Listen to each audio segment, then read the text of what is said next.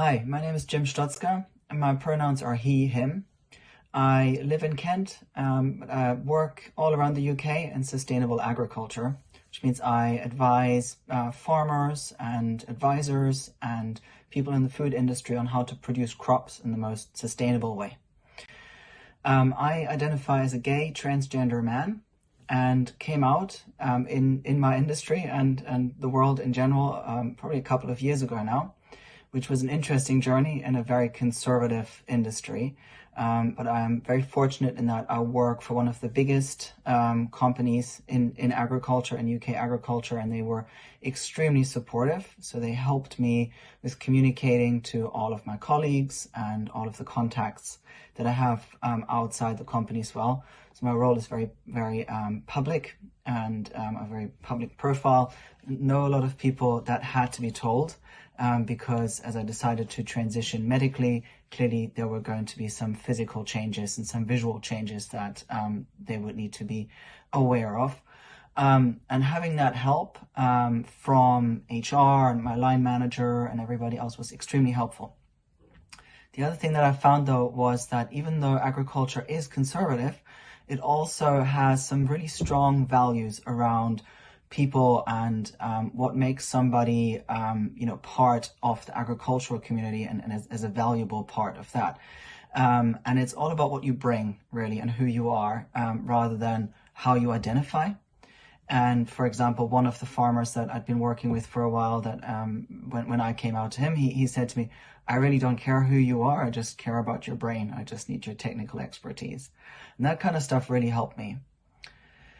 Now, of course, in terms of medical transitioning, there are, that could be many things I could say that are difficult. There are long wait lists and things like that. And I decided to go for private healthcare in order to access hormone treatment a bit earlier, basically. But really, I think what made the most impact for me and what is actually the most important thing were all the very, very positive things that I came across.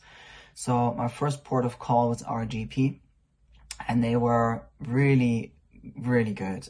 They just listened to me and said, okay, great. We'll transfer you to the transgender clinic. There will be wait times, but we will support you in the meantime. They agreed to a shared care plan with the London Transgender Clinic, who look after me at the moment.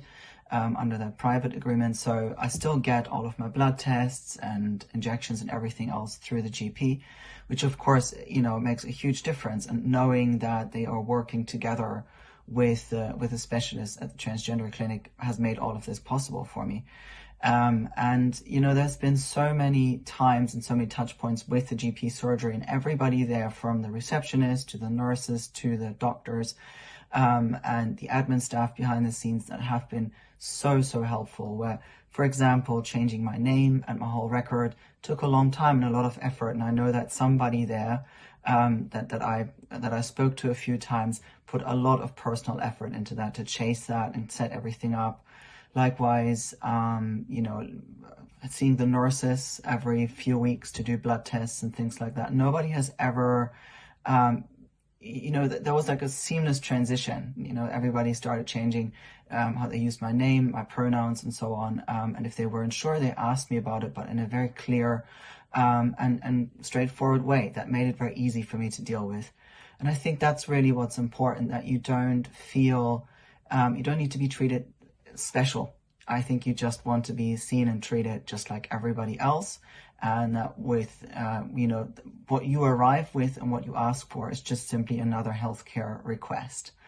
I think there was a lot of positive things that I found all around my personal world through this transition. Really happy to be able to share that